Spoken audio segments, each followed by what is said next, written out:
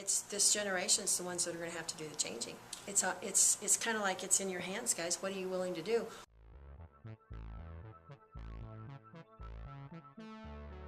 I think that if we can at least plant the seed, who knows what'll happen. But these guys are the ones that are really going to have to be the ones that are going to make the change.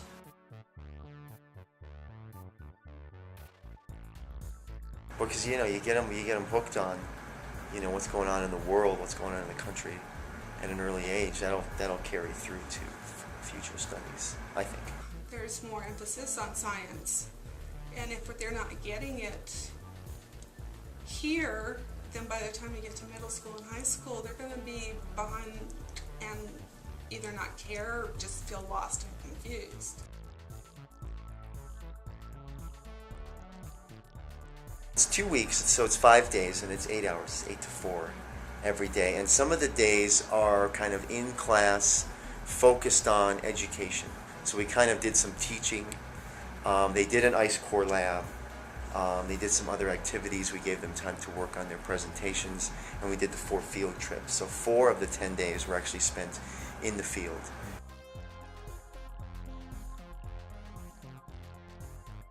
I think that it's just, it's intimidating. For the first probably 2 days, I didn't want to come back. It was so overwhelmingly technically scientific that I was terrified. But everyone was really great about, helping me along, and, I wasn't shy about asking questions. It was like, what's that? I don't know what that is. They were all really good about explaining stuff to me, so that helped a lot because I'm not a science person.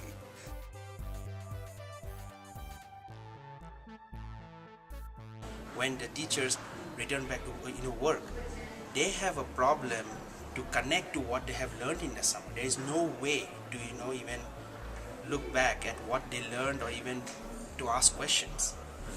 So in our website, that is something I tried to fix, so that apart from the physical interaction which we will have in a teacher training workshop, the teachers can go back when just the morning before or a day before they are about to incorporate this new information.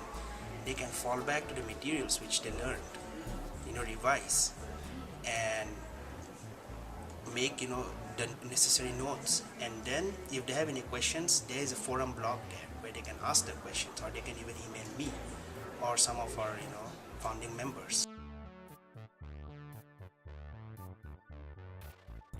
For me, Climate 101 would be something that I would go to because it would give me some ideas. If it's user-friendly for the kids.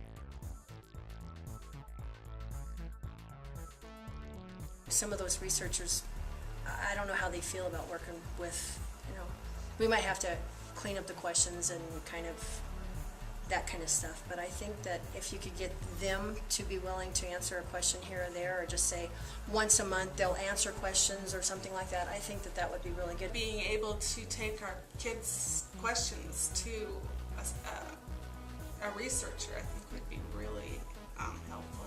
Anything the kids get from anyone on those higher levels, it's going to give them the satisfaction of knowing that they cared enough to answer them, and it might be that one little hook that'll get them into college that'll go that direction in science. So yeah, quick, ready answers. Yeah, like I was saying, it needs to be accessible to the younger kids. We are trying to educate the masses here, the school kids, the future generation, about the lurking problem of climate change, because they are going to take the maximum hit from it. Planting the seed, that's all we can do.